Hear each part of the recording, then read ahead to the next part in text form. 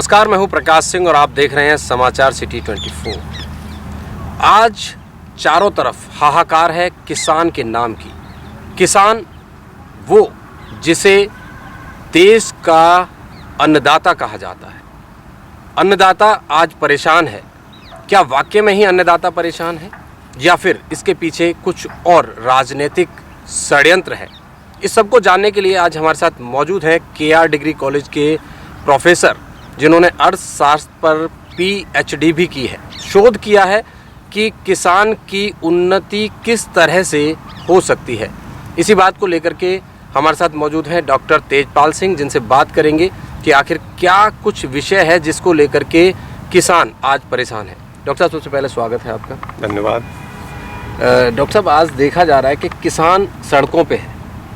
आखिर क्या वजह है जो किसान सड़कों पर है? क्या कहेंगे आप इसमें? इसमें ये कहना है कि जो किसान संघर्ष कर रहा है, वो संघर्ष का कारण है कि उसे अपने उत्पादन का उचित मूल्य मिले, उसकी सुरक्षा हो। इस वजह से वो किसान आंदोलन कर रहा है और इसके लिए सरकार द्वारा 3 बिल लाए गए हैं। उनका इस बात पर विरोध है, लेकिन मेरा ये कहना है कि जो विरोध कर रहे हैं किसान, उसको समझने की आवश्यकता है। जो बिल हैं 1990 में इन्हीं चीज़ों को लेकर के मैंने एक शोध कार्य किया था, PhD किया था।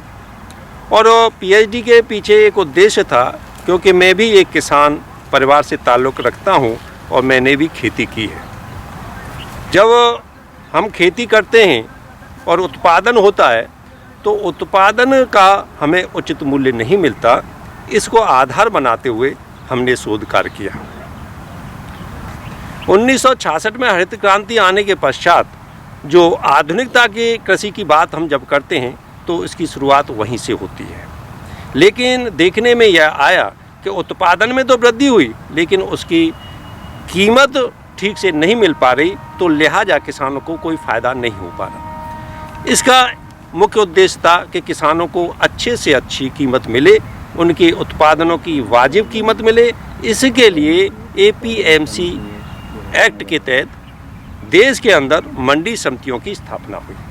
उसका उद्देश्य ये था कि किसान एक निश्चित स्थान पर मंडियों में ला करके और ओपन ऑक्शन के माध्यम से उनकी बिक्री हो, जिससे कि किसानों के अपने उत्पादनों का ठीक से वाजिब मूल्य मिले।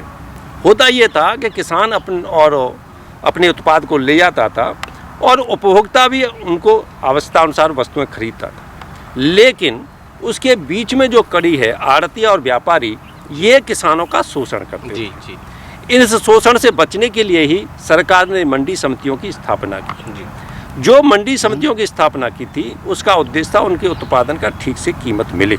लेकिन जो नियम सरकार के द्वारा बनाए गए, उन नियमों को धता बताते हुए ओपन ऑक्शन के नाम से व्यापारियों का एक सिंडिकेट बनने लगा और व्यापारी किसानों के उत्पाद की कीमत बंद कमरे में निश्चित करने लगे। लिहाजा किसान अपने आप को ठगा सा महसूस करने लगा।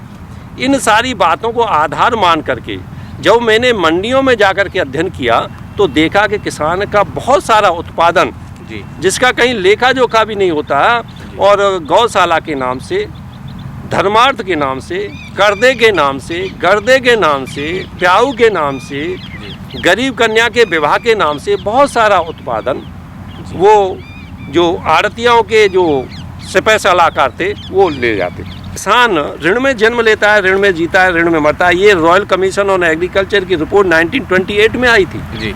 और इसको आधार बना करके कि किसानों की आर्थिक दशा में किस तरीके से सुधार हो सकता है, क्योंकि किसान देश का अन्नदाता है। हम किसान हैं, हम किसान परिवार से ताल्लुक़ रखते हैं। जब तक किसानों की दशा में सुधार नहीं होगा तब तक देश का विकास नहीं हो सकता, समाज का विकास नहीं हो सकता। सर, किसान को आधार माना जाता है, लेकिन आज किसान बिल्कुल निराधार सा नज़र आ रहा है। जो भी कोई व्यक्ति आप देखिए, मैले कुचैले कपड़ों में हो, गंदे कपड़ों में हो, फटे हाल में हो, उसको लोग स्वतः ही किसान मान लेते हैं। ये दयनीयता है, ये स्थिति है आज के किसान की, जबकि उसको देश का अन्नदाता कहा जाता है, आधार माना जाता है। तो ऐसी स्थिति में कब जाकर के किसान की स्थिति बदलेगी, सुधरेगी? कब किसान बड़ी गाड़ियों में घूमेगा, कब संपन्न हो पाएगा? इस पे सरकारें क्या कर रही हैं, क्या कहेंगे आप इस पे? आप बिल्कुल सही कह रहे हैं। वर्तमान समय में ये एक अवधारणा लोगों की बन गई है जी कि जिसकी आर्थिक दशा कमज़ोर होती है वो किसान मान लिया जाता है। जी लेकिन मुझे इस बारे में कुछ कहना है, और वो ये कहना है जी कि किसान वो भी किसान है जिसके पास गाड़ियाँ मेंटेन किए हुए हैं, जी। उनके खूब अच्छे कपड़े पहनते हैं, जी। अच्छा समाज में स्थान रखते हैं, लेकिन संख्या उनकी बहुत लेकिन कम है।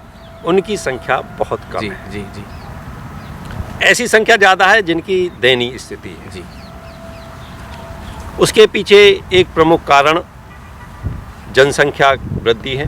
जी आज से 50 साल पहले जो जमीन का भूखंड एक जी। व्यक्ति के पास होता था, जी वो अब 4 लोगों में डिवाइड हो गया। जी उसी का परिणाम है कि 86% इस देश के अंदर लघु और सीमांत कृषक रहते हैं। जी बड़े किसानों की संख्या लगभग 40% है। जी सरकार ने इन्हीं बातों को ध्यान में रखते हुए जी कि उनकी आर्थिक दशा में सुधार कैसे हो, जी उनके ठीक से कपड़े कैसे पहने, जी। वो गाड़ियों में किस तरीके से चलने की सामर्थ्य रख सकें, जी उस गाड़ियों को कैसे मेंटेन करें। जी किसानों की आय में, जी उनकी जो उत्पादन में जी। वृद्धि के साथ जी। उनका उचित मूल्य नहीं मिलेगा, तब तक किसानों की आर्थिक दशा में सुधार नहीं हो सकता। उनका भुगतान तुरंत नहीं किया जाता। जी तो इस तरीके से इन सारी जो विकृतियां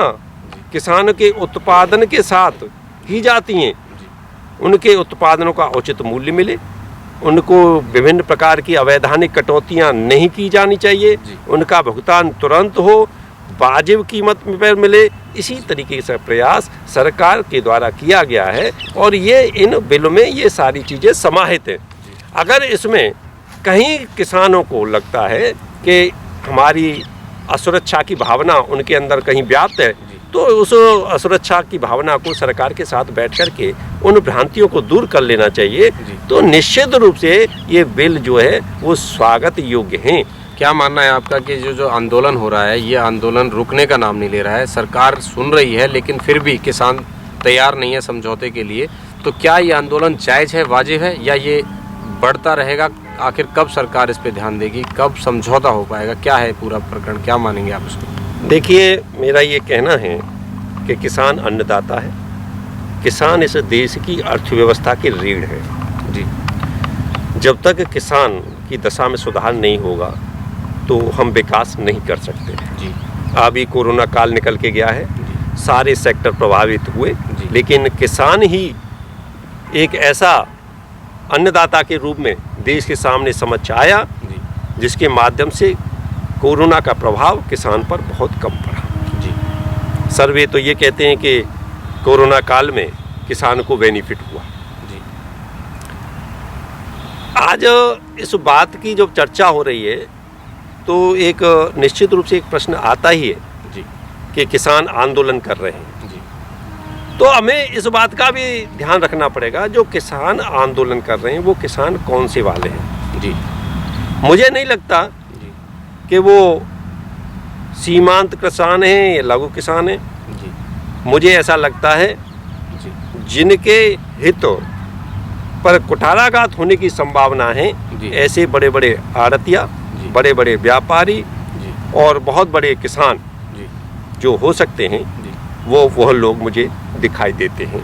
ऐसा भी देखा गया है कि अक्सर देखा जब पूछा जाता है किसानों से कि आप किस लिए लड़ रहे हैं, क्या मांग रहे हैं, क्या चाहते हैं आप, तो उसमें बहुत ज़्यादा किसान ऐसे होते हैं जिनको पता ही नहीं कि हम लड़ाई किस लिए लड़ने जा रहे हैं। ऐसा भी देखा जा रहा है, क्या कहेंगे इस पर? देखिए, हम लोग मान के चलते हैं जी कि किसान गांव में रहता है, जी वहाँ गांव में बहुत ज़्यादा शिक्षा नहीं है। जी आप लोग देखते हैं कि विभिन्न प्रकार के जब कोई आदमी आंदोलन करता है, अनावश्यक रूप से भीड़ में चलते हैं, उनसे पूछा जाता है कि आप किसके लिए जा रहे हैं, मुझे भी नहीं मालूम। जी मैं गांव में गया तो किसानों से पूछा कि ये सारी चीज़ें क्या हो रही हैं, तो किसानों ने कहा हमें तो कुछ मालूम ही नहीं, बताइए आप क्या है। मैंने बताया। किसान का ये बिल बहुत अच्छा है। ऐसे किसानों को अलग से जाकर के सरकार के साथ बैठना चाहिए और सरकार को भी सुनना चाहिए। लेकिन सरकार को भी तो उनके बीच जा सकती है, सरकार के नुमाइंदे भी तो उनके बीच जा सकते हैं, उनका भी तो दायित्व बनता है। बिल्कुल बनता है, सरकार के नुमाइंदे भी जा सकते हैं और चूंकि हमें देश का विकास करना है तो किसान भी जा सकते हैं। अगर हमें लगता है कि कोई चीज हमारे विपरीत बन रही है तो हम उस चीज का ऑब्जेक्शन करेंगे कि नहीं ये सारी चीजें ठीक नहीं है, इसमें ये संशोधन करना चाहिए। तो आपके मुताबिक इसका सिर्फ एक हल है कि समझौता, अगर समझौता जल्दी से हो जाता है तो निश्चित तौर पे पूरा देश खुशहाल होगा। बिल्कुल बिल्कुल, अगर कहीं कोई भ्रम है किसान भाई को तो निश्चित रूप से वार्ता करके उस समस्या का निदान निकालना चाहिए। बहुत बहुत धन्यवाद।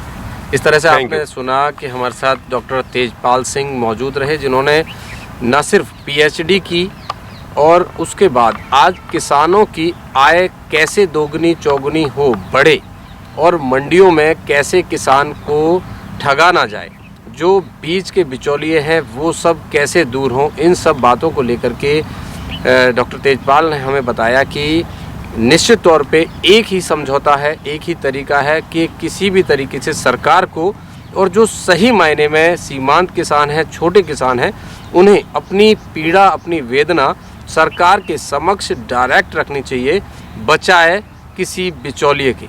उन्होंने यहाँ भी एक संकेत कर दिया कि बिचौलियों का जो नाम है, जो काम है, उसको धीरे से अगर ख़त्म कर दिया जाएगा तो निश्चित तौर पे किसान की उन्नति के रास्ते खुल सकेंगे। समाचार सिटी 24 की हर ताज़ा तरीन खबर के लिए आप हमारे साथ यूं ही जुड़े रहिए।